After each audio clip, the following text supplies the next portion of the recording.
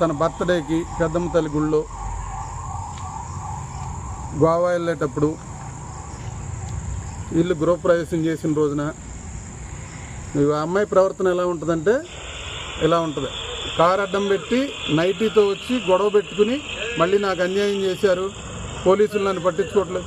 Nuzvid rural police స్టేషన్లో మొన్న కూడా నేను కంప్లైంట్ చేసే అమ్మాయి మీద నాకు 100 రకాల కాల్స్తో చేపించి చంపించేస్తాను బెదిరిస్తుందంటే ఎస్పీ గారికి కూడా నేను కంప్లైంట్ ఇచ్చొచ్చా. ఆయన ఏదో బిజీగా ఉన్నారో ఎవరికో ఇవ్వమంటే ఇచ్చొచ్చాం. అక్కడ చాటింగ్ కూడా ఉంది. భర్త వాళ్ళ హస్బెండ్ వాళ్ళే కాదు, భర్త వాళ్ళు ఇక్కడికే వస్తే ఇదిగోండి ఇలా చేస్తాయి. హస్బెండ్ వాళ్ళు ఇక్కడికి వస్తే వాళ్ళతో 5 కోట్లు ఇప్పించమని మమ్మల్ని డిమాండ్ చేసింది. మేము వాళ్ళ ఫ్యామిలీ గురించి తెలుసుకున్నాక వాళ్ళ సారీ అండి తప్పైపోయిందని చెప్పాము. నా మీద ఈ అమ్మాయి ఒకరికొక నిక్ నేమ్ పెడతా ఉంటుంది. రకంగా ఈ ఉంగరాలతో అన్నయ్య